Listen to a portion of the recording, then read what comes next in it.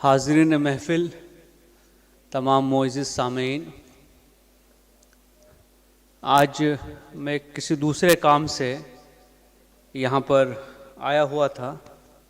مجھے اس میٹنگ کے بارے میں اطلاع ملی اور مجھے لگتا ہے کہ اسلام جم خانہ اب جن اصولی چیزوں کی طرف جا رہا ہے، یہ ایک انٹرٹینمنٹ کا ہی سینٹر نہیں ہے، بلکہ ایک تھاٹ پروسیس کے شروع ہونے کا سینٹر اب یہ بنتا جا رہا ہے۔ اس میں یہ جو ٹاپک ہے نا، یہ بہت ہی اہم ہے۔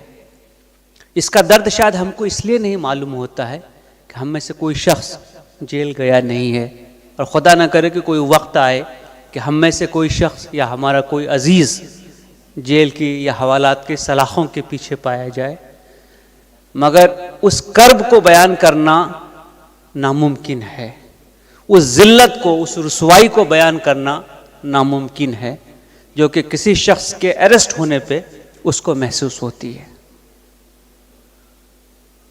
ہم وہ بدقسمت لوگ ہیں جن کی تعداد جیلوں میں ان کی آبادی کا جو تناسب ہے، پروپورشن ہے، اس سے کم دوگنی ہے۔ آپ کسی پولیس اسٹیشن میں چلے جائیے، کسی بھی وقت چلے جائیے، ہر پولیس اسٹیشن میں ایک اریسٹ لسٹ ہوتی ہے۔ آج کتنے لوگ اریسٹ ہوئے، کس میٹر میں اریسٹ ہوئے، نام پڑھ لیجئے، مجھے آگے بتانے کی ضرورت نہیں ہے۔ یہ ایک ایسا مسئلہ ہے جس کی بنیادیں بہت گہری ہیں، اور جس کے لیے واقعی ہم سب کو بیٹھ کر سوچنے کی ضرورت ہے کہ ہمارا معاشرہ کہاں جا رہا ہے، ہم کہاں جا رہے ہیں، ہمارے بچے کہاں جا رہے ہیں، ان کے اندر جو کلچر آ رہا ہے وہ کلچر کون سا ہے، کیا وہ کلچر ہم کو صحیح ڈائریکشن میں لے کر جا رہا ہے۔ لیکن آج کا جو مسئلہ ہے وہ ہے کہ وہ لوگ جو بدقسمتی سے جیلوں میں بند ہو گئے، شاید کم لوگوں کو معلوم ہوگا کہ قریب آج سے 12-13 سال پہلے 2008 میں، جہاں تک مجھے یاد پڑتا ہے، کرمنل پروسیجر کوڈ CRPC جس کے انڈر میں ٹرائل چلتے ہیں، اس میں ایک امینڈمنٹ آیا ہے، اور وہ امینڈمنٹ یہ ہے کہ 7 سال تک کی جو پنشمنٹ ہے کسی بھی جرم کے لیے، 7 سال سے کم پنشمنٹ اگر ہوگی تو وہ چھوٹے آفینسز ہوتے ہیں۔ اگر اس میں سے کوئی شخص جیل میں ہے اور اس کا 50% وہ وقت وہاں گزار چکا ہے، تو اس کا رائٹ بنتا ہے ٹو بی ریلیز آن بیل۔ اس کی رائٹ ہے، یہ اس کا حق ہے۔ میں اس کے پہلے بھی کئی NGOs میں جا چکا ہوں اور اس حوالے سے کئی گفتگویں کر چکا ہوں، تو ہم نے ہمیشہ یہ سجیسٹ کیا ہے کہ سب سے پہلے وہ لسٹ نکالو، ان کو چھوڑنا ضروری ہے۔ ایک پروسیجر ہوتا ہے جس کو پورا کرنا ہے، وہ پروسیجر اگر ہم نے پورا کر لیا تو وہ بیل آؤٹ ہو جائیں گے۔ اس کو کرنے میں زیادہ مشکل نہیں ہے، اس لسٹ کو نکالنے میں بہت زیادہ تکلیف نہیں ہے۔ آپ ایک رائٹ ٹو انفارمیشن میں مانگ لیجئے جیلر سے، وہ آپ کو بتا دے گا کہ یہ آدمی جیل میں کب آیا، کتنے دن ہو گئے، کون سے کیس میں ہے، کون سی سیکشن لگی ہے، اور کوئی بھی شخص اس سیکشن میں کیا میکسیمم پنشمنٹ ہے اس کو دیکھ سکتا ہے۔ 50% کرنے میں بہت زیادہ الجبرا کی ضرورت نہیں ہے، ہم میں سے ہر شخص اس کو کر سکتا ہے۔ سوال اس بات کا نہیں کہ کتنے لوگ جیل میں بند ہیں، سوال اس بات کا ہے کہ کیا ہمارا ضمیر زندہ ہے۔ یہ سوال ہم کو اس کو نہیں، خود کو پوچھنا چاہیے۔ اس کے پہلے بھائیوں نے جو تقریر کی، میں اس کو دہرانا نہیں چاہتا، میں صرف ایک پوائنٹ کی طرف اشارہ کرنا چاہوں گا، یہی اسلام جم خانہ ہے۔ آپ سب کو معلوم ہے کہ شادی کے لیے بکنگ کا کیا ریٹ ہے یہاں پہ، مجھے بتانے کی ضرورت نہیں، آفس نیچے ہے، جن بھائی کو معلوم نہیں جا کے لے لیں۔ جو سجاوٹ ہم کرتے ہیں، جتنے لوگوں کو بلاتے ہیں، دعوت کرتے ہیں، جو کھانے کی پلیٹس ہوتی ہے، بیٹھ کر کے اس کا کیلکولیٹ کیجیے کیا کاسٹ ہے۔ میں کہتا ہوں 10% اس کا نکال دو، 10% مہمانوں کے یادی کم کرو، کچھ فرق نہیں پڑتا ہے۔ جو لاک ڈاؤن میں شادیاں ہوئی، کیا وہ ناکام ہو گئی ہیں؟ جس میں 20 لوگ گئے، 30 لوگ گئے، 50 لوگ گئے، کیا وہ لوگ خوش نہیں ہیں؟ وہ لوگ جو کورٹ میرج کرتے ہیں ان کی شادیاں نہیں چلتی ہیں. تو اتنا بڑا انتظام کرنا کیوں ضروری ہے؟ یہ سوال کیا ہم نے اپنے آپ کو پوچھا ہے؟ اور اگر یہ پیسے بچیں گے تو کیا یہ لوگ اندر رہیں گے؟ اور اس میں کوئی مذہب ملت کی تفریق نہیں ہے، انسان ہے، انسان کے لیے ہم نے کوشش کرنی ہے. لسٹ نکالیے کون کتنے سال سے ہے، جو سب سے زیادہ وقت سے ہے، ہم پہلے اس کو لیں گے. ہماری طرف سے میسج جانا چاہیے، ہم سب کے لیے ہیں. جس دن ہم نے یہ میسج کنوے کیا، سب لوگ ہمارے لیے بھی ہوں گے. یہ تفریق مٹ جائے گی.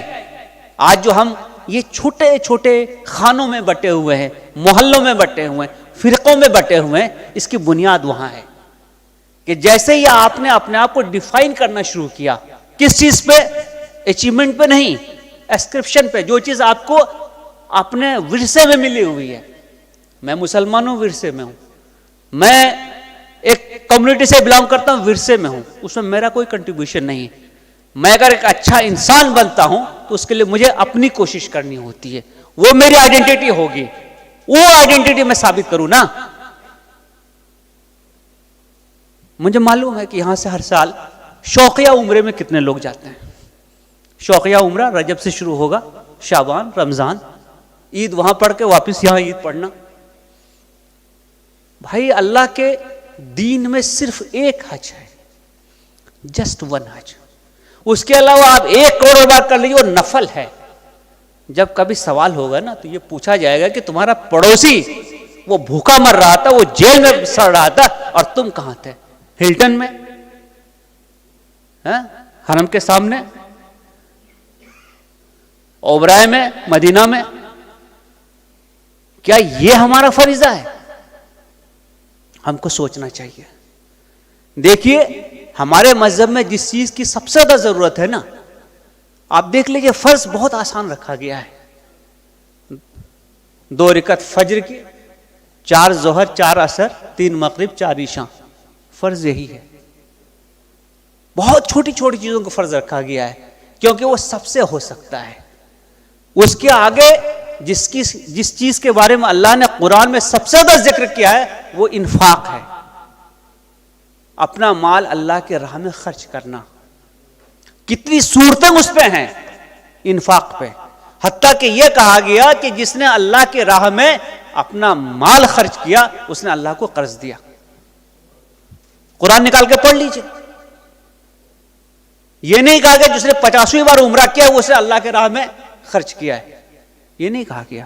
یہ نہیں کہا گیا کہ اتنا بڑا افطار کا ارینجمنٹ کر دیا میں نے تو بہت اچھی بات کر دی. یہ کہا گیا کہیں پہ؟ یہ آدمی جس کو کھانا نہیں مل رہا ہے، یہ آدمی جو اپنے دوستوں سے، رشتہ داروں سے، ماں باپ سے دور ہے. اور مجھے بتانے کی ضرورت نہیں ہے کہ جیل کے اندر کا ماحول جا کر دیکھیے. جہاں 10 آدمی ہونے چاہیے 25 ہیں، اوور کراؤڈڈ ہیں. تو کیا ہمارا انسان کے طور پر یہ فرض نہیں بنتا ہے کہ ہم اس چیز کو پرائرٹی دیں، اس کے لیے کوشش کریں، اس کے لیے آواز اٹھائیں؟ اور میں آپ کو بتانا چاہوں گا کہ جس دن یہ آپ آواز اٹھائیں گے اس دن بہت سارے لوگ اس کارواں میں شامل ہو جائیں گے. ابھی یہاں پہ میں دیکھ رہا تھا کہ کون کون سے ٹرسٹ یا کون کون سے ایسوسیشن جڑی ہوئی ہیں. آپ کسی اور کام کے لیے ان لوگوں کو ساتھ لا کے دیکھ لیجئے. یہ جو لکھا ہوا ہے نا یہاں پہ، نہیں آئیں گے. یہ صرف اسی کام کے لیے آ سکتے ہیں کیونکہ یہاں انسان زیر بحث ہے. یہ انسان کا مسئلہ ہے، یہ ہم سب کا مسئلہ ہے. اسی لیے ہمیں کوشش کرنی چاہیے کہ ہم ان چیزوں کو مضبوط کریں، یہاں کنٹریبیوٹ کریں، یہاں ہیلپ کریں. یاد رکھیے کہ قرآن میں بار بار گردنیں چھوڑانے کے لیے کہا گیا ہے. آپ سے کوئی غلطی ہو جائے کیا کہا جاتا ہے؟ گردنیں چھوڑاؤ، آزاد کرو، غلام آزاد کرو. آج کے دور میں غلام کون ہے؟ یہ جیل کے اندر، یہ آج کے دور کا غلام ہے. یہ اپنی مدد خود نہیں کر سکتا ہے، یہ اپنی گردن نہیں چھوڑا سکتا ہے. اگر ہم نے کوشش کی تو اس میں سے جتنے لوگ نکل سکے، یہ میں سمجھتا ہوں کہ انسانیت کی سچی خدمت ہوگی. اور یہی ہم سب کا شعار ہونا چاہیے، طور طریقہ ہونا چاہیے. ہماری سوچ میں یہ بات آنی چاہیے. ہم میں سے جن لوگوں نے کیسز فیس کیے ہیں ان کو معلوم ہے کہ ایک کیس لڑنے میں کورٹ میں کیا حالت ہوتی ہے. ڈسٹرکٹ کورٹ ہو، ہائی کورٹ ہو، سپریم کورٹ ہو، ایک وکیل کے اپیرنس کی کاسٹ کتنی ہے؟ آپ یہ سوچئے کہ اس کے مقابلے میں اس کو چھوڑنا کتنا آسان ہے. اور یہ جو پٹی کرائمز ہیں نا، اس پٹی کرائم میں آدمی اس لیے موجود وہاں پہ ہے کیونکہ وہ ڈاکومنٹ پروڈیوس نہیں کر سکتا ہے. بیل کا جو 10,000 روپیہ 15,000 روپیہ بھرنا ہے وہ نہیں بھر سکتا ہے. شیورٹی نہیں اس کے لیے، اس کے پاس کوئی جانکار آدمی نہیں ہے. ہو سکتا ہے یو پی کا آدمی ہو سکتا ہے بہار کا آدمی ہو، اڑیسہ کا آدمی ہو، یا کوئی اس کو جانتا نہیں ہے. اس کی شیورٹی کون دے گا؟ اس لیے یہ وقت آ چکا ہے کہ ہم ذرا اپنے آپ پہ جو اتنا توجہ دیتے ہیں نا، وہاں سے نظر ہٹا کے آس پاس نظر ڈالیں. یاد رکھیے، آپ کے گھر کے چاروں طرف اگر گندگی ہے نا، کچرے کا انبار لگا ہوا ہے، تو آپ کا گھر خوبصورت نہیں ہوگا. سماج میں اگر یہ صورت ہے تو سماج خوبصورت نہیں ہوگا. سماج کو بہتر بنانا ہے، اپنے ماحول کو بہتر بنانا ہے. ہم کوشش کریں کہ یہ لوگ جو کہ اس راہ میں آگے بڑھے، یہ بہت بڑا ایثار کا تقاضا کرتا ہے، مدد کا تقاضا کرتا ہے. جو ہو سکے ہم کوشش کریں کہ مدد کریں، اور اپنے تئیں کم سے کم کچھ لوگوں کی تو گردنیں آزاد کریں. خدا جانے کل قیامت میں یہی ہماری نجات کا ذریعہ ہو. شکریہ.